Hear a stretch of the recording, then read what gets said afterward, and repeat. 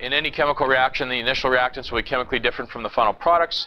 Obviously, for the reaction to take place, different reactants must interact with one another. So, collision theory is something you probably would like to know, you should know. It says that in order for a reaction to take place, three things have to occur. Okay? Particles have to collide with other atoms, ions, to be rearranged into a new product. Colliding particles have to have a certain amount of energy, minimum amount of energy, and the colliding particles must be correctly orientated or positioned.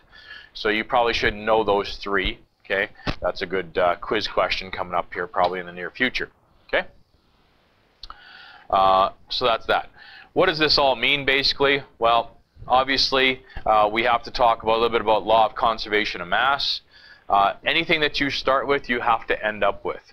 If you have 5 carbons to start with, you know, what is balancing chemical equations? Well, you got 5 to start. You got to have 5 when you end up with, when you're done. Okay, you can't just gain and lose carbon atoms or hydrogen atoms or whatever the case might be. We have to keep it the same on both sides, reactants versus products. Okay, so a balanced chemical equation, of course, includes the correct formula. That's obviously key, and the balancing, of course. So a coefficient for each reactant and product. So here we go. We're going to do a little quick balancing stuff here. I'm going to give you some time to work on this, and we're going to move on to lesson 2 today as well, starting you on some reactions. So this one here, this is a good old single replacement reaction, and we're going to do that later, like I said, later on today. But balancing, okay, that's all you need to worry about for right now. We got 1 calcium here, okay? We got 1 calcium here. Perfect. We're done there. We got 1 hydrogen here. We have 2 hydrogens right there. So I can only add numbers in front, the coefficients, of course. I'm going to put a 2 out in front. Don't forget that 2 goes to everything behind it. So I got 2 hydrogens now, but I also have 2 hydrogens. I also have 2 chlorines here, and I also have 2 chlorines here. We're done. Okay? So everything is balanced. You got 1 calcium, 2 hydrogens, 2 hydrogens, 2 chlorines, 2 chlorines. All good. Okay? Pretty straightforward, I think, for the most part. You don't have to put 1s in the blanks here. So if you want to, you can put 1s in here, of course, there and there and there. We usually don't write the 1s. Okay? Whatever you do, don't put 0s in there. That's silly. That means you got nothing of calcium chloride, okay? Or nothing of HCl or calcium. Don't put 0s in, ever. Okay? So 1s, yes. Okay? If you have to, usually we just leave them blank. Okay? So don't worry about that. Let's take a look at a few more here. Propane and oxygen gives you carbon dioxide and water. So let's look here. 3 carbons. Well, 3 carbons now. Okay? I got 8 hydrogens over here. 8 hydrogens. I'm going to put a 4 here because 4 times 2 is 8 hydrogens there. Okay? Last thing I have to worry about is the oxygens, of course. Let's see. I got 6. Remember, this 3 goes to everything, so 3 times 2 is 6 oxygens there. I have 4 more, so that's 10 on that side. So on this side, I need to have 10 as well. Well, I'm not going to put 10 here. I'm going to put a 5 because 5 times 2, of course, is 10, right? So 10 oxygens, 10 oxygens. Yes, good? Questions, anybody so far? Okay, moving on. Phosphorus and oxygen react together to give you diphosphorus pentaoxide here. Well, 4 P's. I'm going to put a 2 in front of here, so I got 4 P's there now. Okay? So remember the 2 behind, the 2 in front. Okay?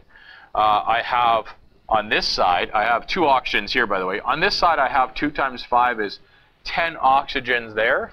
So I need to put a 5 here. So 5 times 2 is 10 oxygens. Done. Okay?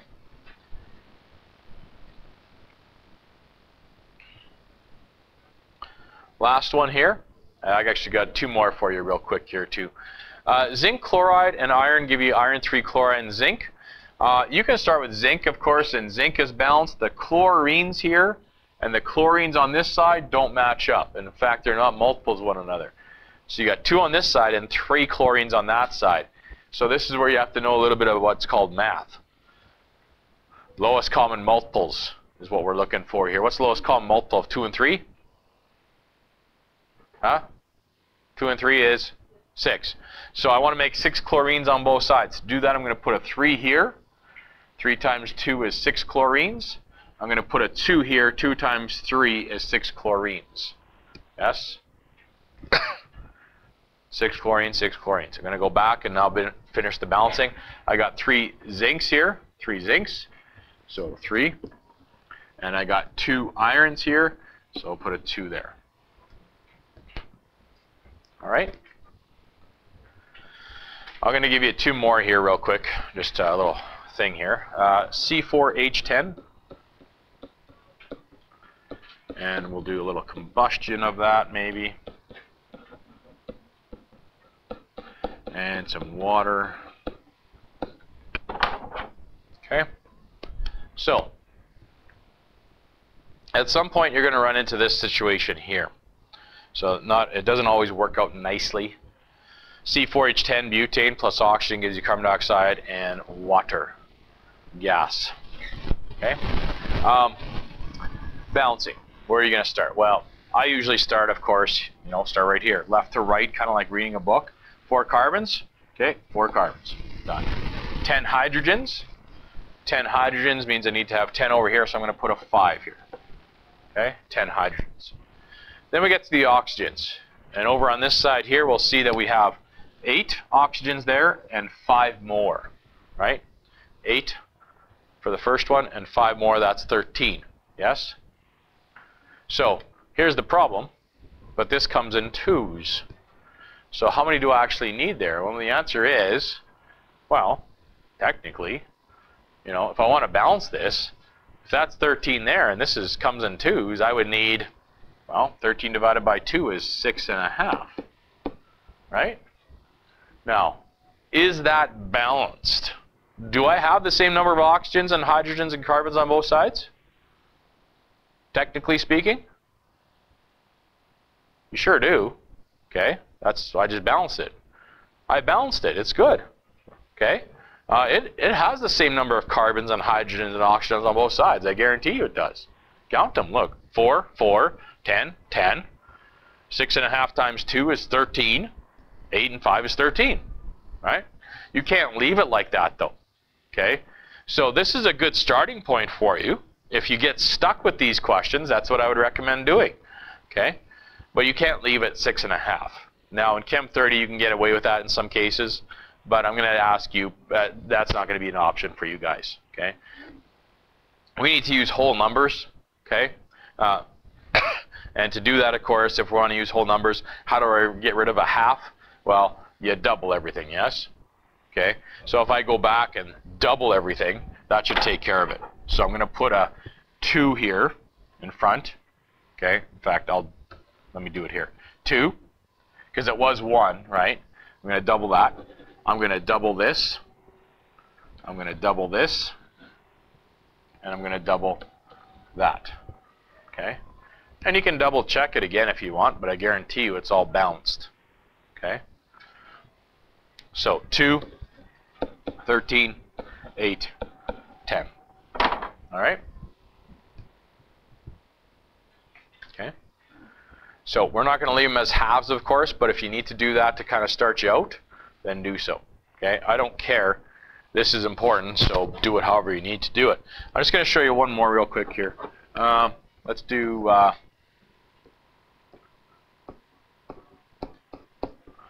little potassium sulfate, and let's see. Is there a better one I can pick this time?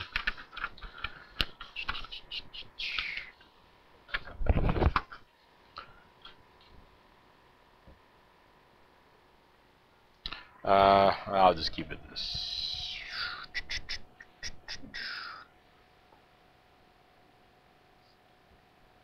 Oh, let's do.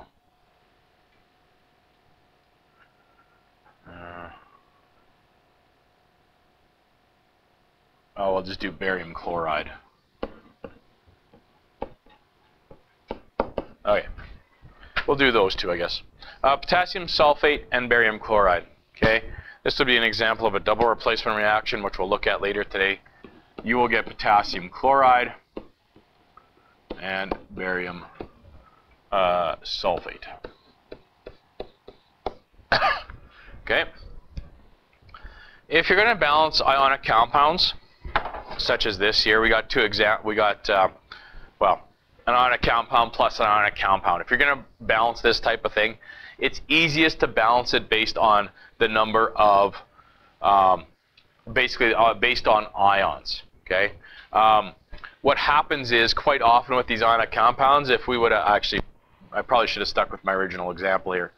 But what you're going to find is that if you try to balance it just based on O's and O's, it could be quite difficult. Now you might say those two match up, so that maybe they're okay. And in this case, probably are. But you want to balance based on ions. Okay? So focus on, for example, 2 potassium ions. So 2 potassiums. Over here, I need to have 2 potassiums. Okay? I have 1 sulfate, I have 1 sulfate, so I'm good there. Okay. I have a barium, good. I have a barium, good. I have 2 chlorines here, and I have 2 chlorines there, so I'm good. Okay. But you want to focus on ions like that. It's going to make it a lot easier, trust me. Okay. All right. Is there any questions? I'm going to give you guys some time to do these questions here real quick. So you guys go ahead and balance those. And we're going to go over them shortly here. And then we will see if there's any questions and move on here. So you got about 10 minutes, I'd say.